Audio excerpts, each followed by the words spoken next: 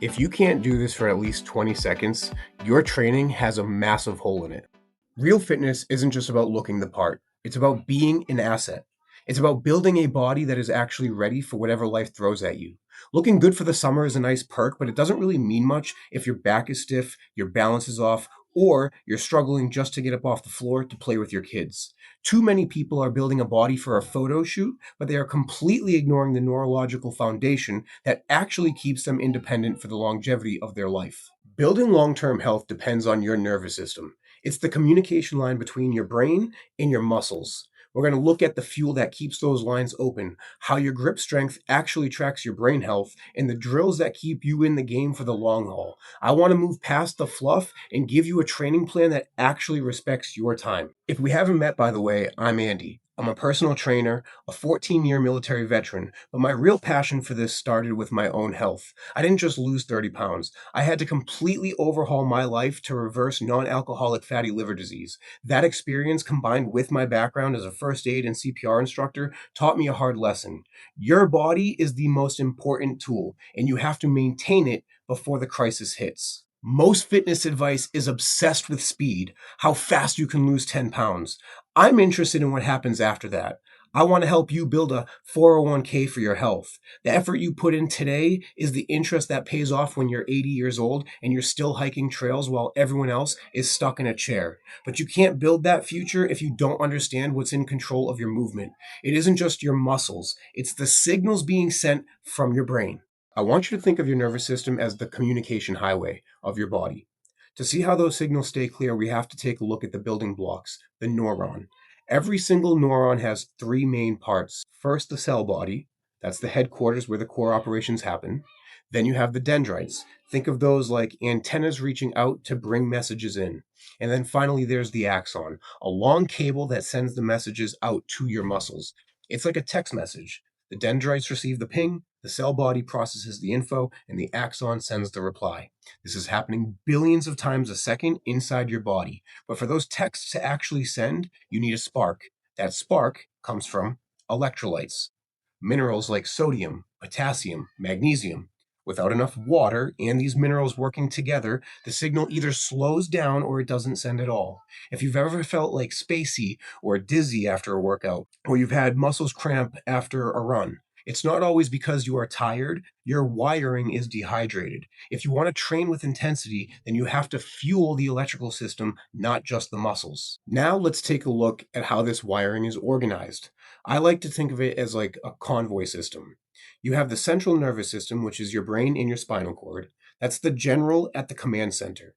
He decides what needs to happen and sends out those orders. Then you have the peripheral nervous system. These are the nerves branching out to your arms, your legs, your organs. These are your scouts in the field. Here's how they communicate in real time. Let's say you step barefoot onto a cold tile floor.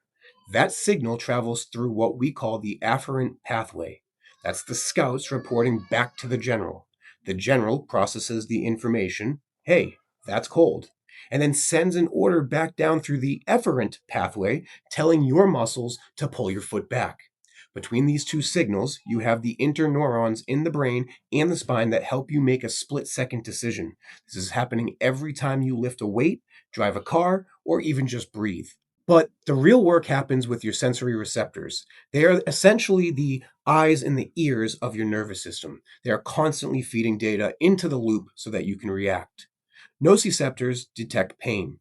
Chemoreceptors handle smell and taste. Photoreceptors handle your vision. But for us, as people who move and train, the one you need to know is the mechanoreceptors. These detect pressure and movement. They are your injury insurance. Imagine you're walking and you step on an uneven curb. Your mechanoreceptors feel that shift instantly, and if they're fast, they signal the general, your muscles fire, and you save your ankle. But if you're slow because of poor training, you're looking at an ankle sprain. These receptors are also why you can feel exactly how hard you're gripping a dumbbell or sense if your knee is drifting out of line during a squat. Your nervous system is constantly collecting this data and adjusting your movement to keep you safe. Here is something cool that most people don't even realize. When you start a new program and you feel noticeably stronger in the first 2 weeks of training, it's actually not because your muscles grew, it's because your nervous system got smarter. We call these neural adaptations. Your brain is learning how to recruit more muscle fibers at the same time. It's like turning on all the lights in a room instead of just one or two. This is why strength is actually a skill that you practice, not just a physical trait that you have. I also use grip strength as a window into the central nervous system. As a trainer, if a client comes in and their grip is noticeably weaker than usual, I know that their general is fatigued. Their nervous system is overtaxed, even if their muscles feel fine. If your grip is shot, it's a sign to back off the intensity for a day and let the wiring reset. Do not push a max effort day when the general is tired. Being a CPR instructor taught me that in a crisis, you don't rise to the occasion, you sink to the level of your training. Your nervous system has two main modes: the sympathetic, which is the gas pedal, the fight or flight mode, and the parasympathetic, the brakes, the rest, and digestion. Most of us spend all day with our foot on the gas, stress at work, caffeine, intense training, and it keeps us in that sympathetic state. But you don't grow in the gym. You grow while you're sleeping. You have to learn how to hit the brakes. One of the best ways to do this is through simple breath work. At the end of your workout, instead of just rushing to your car, try this. Lay on your back, feet up, and just breathe through your nose for 2 minutes. This signals to the general that the mission is over and it's time to start the recovery process. This reset is just as important as the lifting itself. The best part about your nervous system is that it's not a fixed system. It grows and adapts your entire life. We call this neuroplasticity. Every time you learn a new lift, try a different technique, or you fix your form, you are literally creating new wiring in your brain. This is why hitting physical milestones like crawling, walking, or even hitting a new personal record is so important for your mental health too.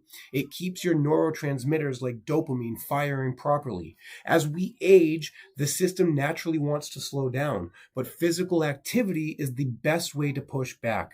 By challenging your balance and learning new movements, you keep those neurological connections strong. Whether you are coaching kids or staying mobile in your 50s, the goal is the same. Keep the nervous system engaged. Challenge it. Teach it. This is how you stay independent at 80. I appreciate you guys taking the time to actually learn how this stuff works, because most people stay stuck because they only focus on training harder, not better. But you are different. You are building a body that is going to last well into the future. Your challenge for the next few weeks is I want you to start paying attention to your wiring system. When you're in the gym, focus on your grip and your balance. Try that eyes closed test every single morning. If this video helped you out, hit that follow button so that you don't miss the next one. We're here to train with purpose and build something that lasts forever. Take care, and I'll see you next time.